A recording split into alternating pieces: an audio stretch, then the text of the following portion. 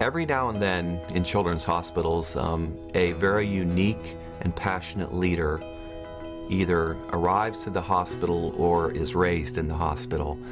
And that leader can literally be transformational to what that hospital becomes.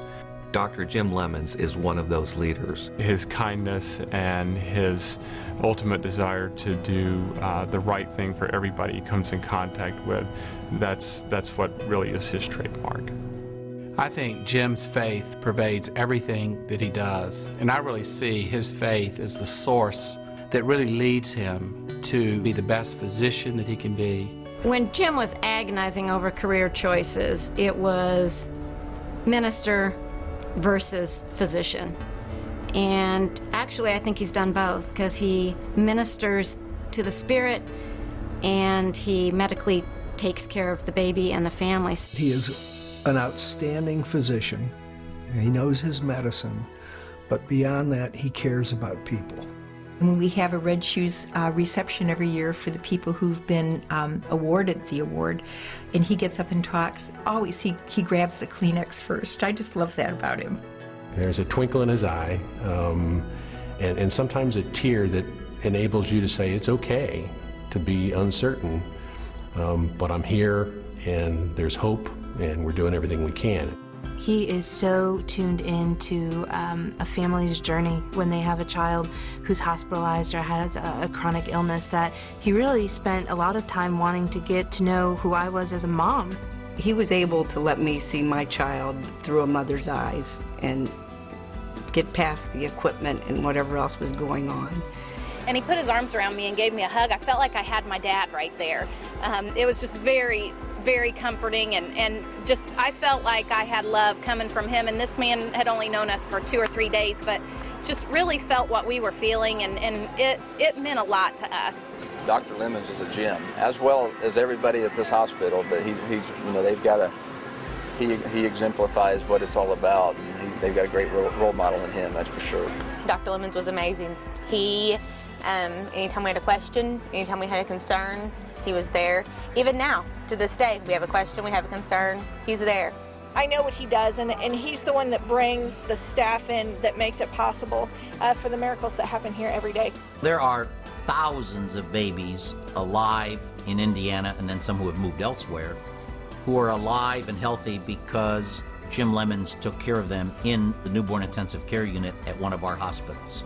Far bigger than that are the tens of thousands, maybe hundreds of thousands of babies around the country and the world who have benefited because of Jim Lemons' teaching, research, and national leadership.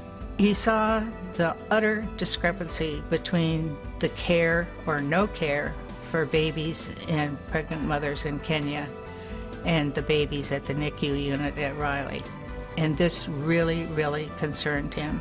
The whole project in Africa has been magnificent. I mean, he developed that in his mind, and he brought it to fruition. When he believes in something, he's one of the most passionate people in the world to, drive that dream. Dr. Lemons created such an example, and all the younger and older physicians around him, I think, recognized what an exemplary person he was, not only just a physician.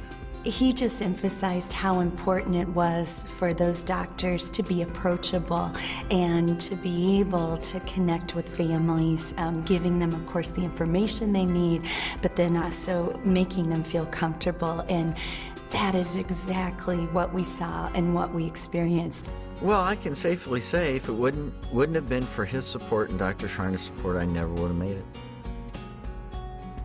I mean, it's as clear as that. They supported me through some really tough years, and I wouldn't have made it.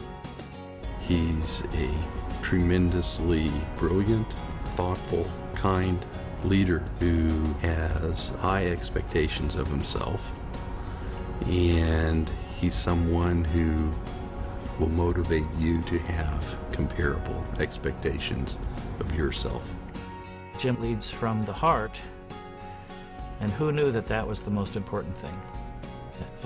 After 40 years of being in a career. That's what it is. Who you see is who he is.